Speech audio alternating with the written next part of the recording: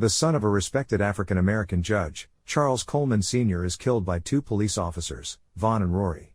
Despite their actions, the officers are set free by the system. Charles, who worked tirelessly by taking night classes and working day shifts to become a judge, faces a painful struggle for justice for his son. The movie begins with Charles Coleman, Sr., a successful African-American judge, who has worked hard to reach his esteemed position. To become a judge, Charles balanced day shifts with night classes to complete his law school studies, demonstrating unwavering determination and resilience. Throughout his life, Charles has always admired Muhammad Ali, often telling his son, CJ, how Ali stood up for what he believed in, regardless of the consequences to his wealth or reputation. Charles and his son, CJ, share a close and respectful relationship. CJ looks up to his father, who has not only been a role model but also a friend. Their bond is built on mutual respect and understanding, with Charles instilling in CJ the importance of standing up for one's beliefs, just as Muhammad Ali did. Tragedy strikes when CJ is killed by two police officers, Vaughn and Rory, during a routine traffic stop gone wrong. Despite the devastating loss, Charles watches in disbelief as the justice system, which he has dedicated his life to, fails to hold the officers accountable, setting them free. The heart-wrenching loss of his son pushes Charles to question the very system he once believed in, leading him down a path where he must decide how far he is willing to go to seek justice for CJ. CJ, the 23-year-old son, was murdered by the police on the day he got a job, and he was excited about his first day on the job. He was heading to the police academy, where he had just been accepted as a trainee. As he drives through an intersection, two police officers, Vaughn and Rory, are on patrol duty. Rory, who harbors racist tendencies, mistakenly believes CJ has flipped him off while passing by. In reality, CJ had made a simple victory sign, but due to the reflection from the car window, it looks like CJ is giving Rory the middle finger. Angered and feeling disrespected, Rory decides to pull CJ over. The situation escalates quickly when Rory, suspicious and on edge, misinterprets CJ reaching for his license as a move to pull out a weapon. In a split second, Rory shoots CJ, believing he was defending himself. When they search CJ's car, all they find is an appointment letter for his first day at the police academy, a heartbreaking discovery that reveals CJ was unarmed and on his way to fulfilling his dream of becoming a police officer. After the tragic shooting, it becomes clear that CJ had no weapon on him. However, in a desperate attempt to cover up his mistake, Rory plants a gun in CJ's car to make it look like a justified shooting. Vaughn, who is generally a good man, is consumed by guilt for being part of an incident that led to the death of an innocent young man. Charles, known in the community for being somewhat lenient on African American defendants, is shattered by the loss of his son. His wife, Marilyn, who is of Chinese descent and also a dedicated police officer, is equally devastated. The couple has another son together, but the pain of losing CJ is overwhelming. Unable to reconcile the fact that the very institution she served has taken her son, Marilyn makes the difficult decision to quit her job. She can no longer work for the same people responsible for CJ's death. Charles, on the other hand, feels immense pressure to stay in his position as the town's only African-American judge. He knows that if he steps down, it would be a significant loss for the entire African-American community, leaving them without a critical advocate within the justice system. Despite his grief, Charles decides he must continue his work, not just for himself, but for the broader cause of justice and representation for his community. As the inquiry approaches, Vaughn becomes increasingly troubled by what happened. He confronts Rory about the upcoming testimony, questioning how they will justify their actions. Rory, unrepentant and hardened by his own beliefs, dismisses Vaughn's concerns. He insists that what's done is done and nothing can bring CJ back. Rory argues that if CJ had indeed been armed, his actions were only meant to protect Vaughn's life. He tries to convince Vaughn that they did what they had to do.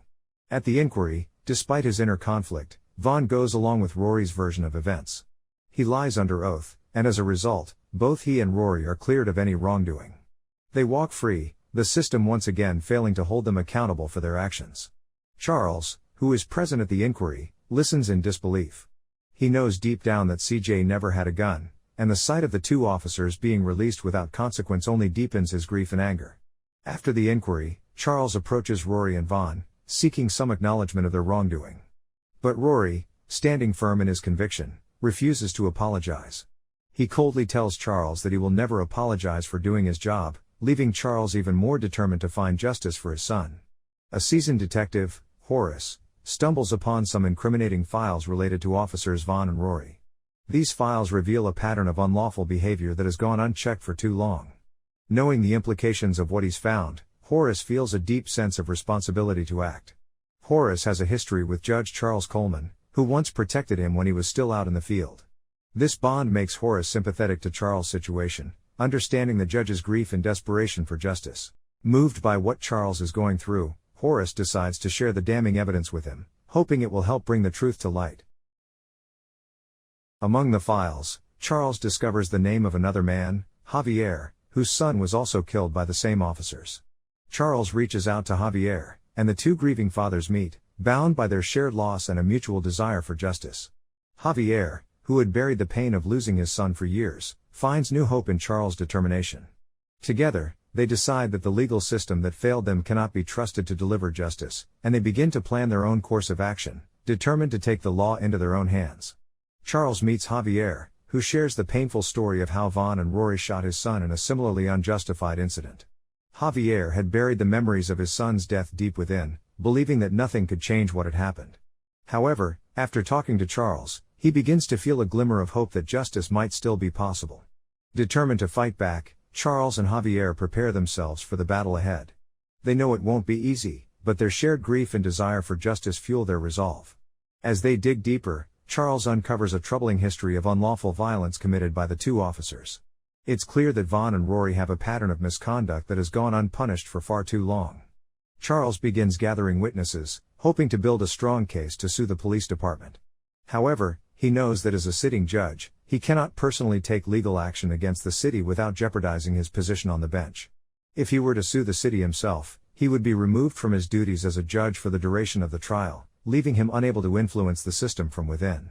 Understanding the importance of his role, Charles urges Javier to be the one to file the lawsuit against the city.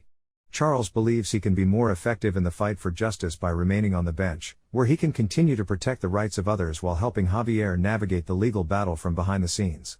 As the media catches wind of the story, reports begin circulating that CJ was carrying a gun when he was shot.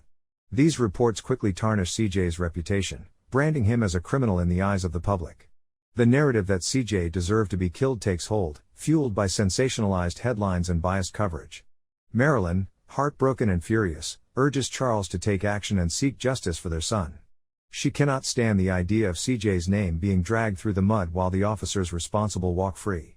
Charles, already deeply pained by his son's death, feels the weight of Marilyn's plea and knows he must do something to clear CJ's name. In his investigation, Charles discovers a critical piece of evidence. The gun that Rory claimed was CJ's was the same weapon used in multiple crime scenes to implicate other victims.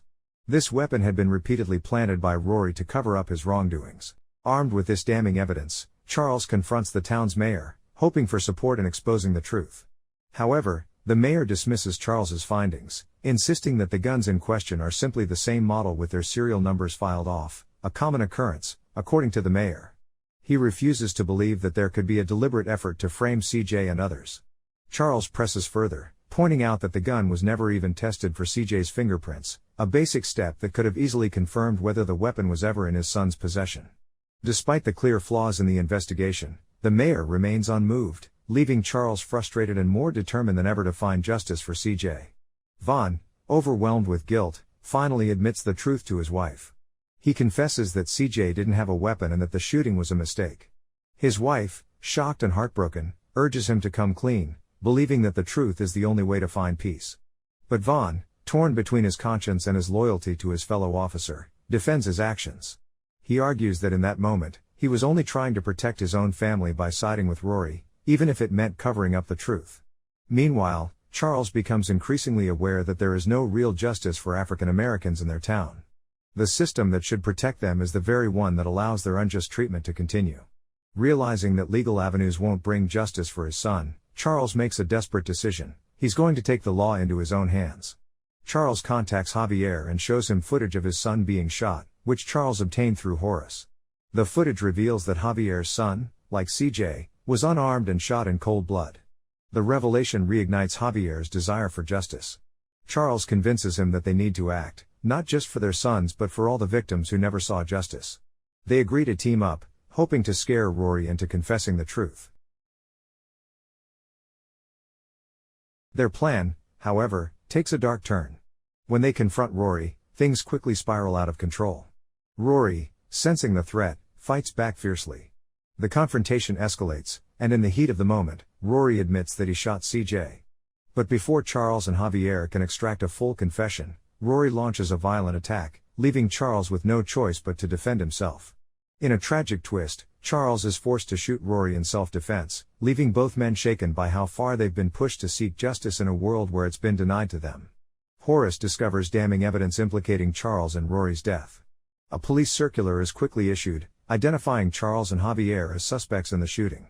As the search intensifies, Charles finds Vaughn, who is now under police protection. Determined to get answers, Charles manages to confront Vaughn alone. During their encounter, Vaughn finally admits that CJ was unarmed and expresses his remorse for the tragic incident. Despite Vaughn's apology, Charles is unable to forgive him. Consumed by his grief and rage, Charles shoots Vaughn. The situation spirals further out of control when the police, responding to the escalating crisis, track down Charles and Javier. In a dramatic and violent confrontation, both Charles and Javier are shot by the police, bringing their quest for justice to a tragic end. The movie ends here. Please share your support by leaving us a like and subscribe to the channel and hit the bell notification for our new upcoming movie recaps. Stay safe and thank you for watching. Remember to subscribe and turn on notifications, so you can watch more movies like this. Thanks for watching.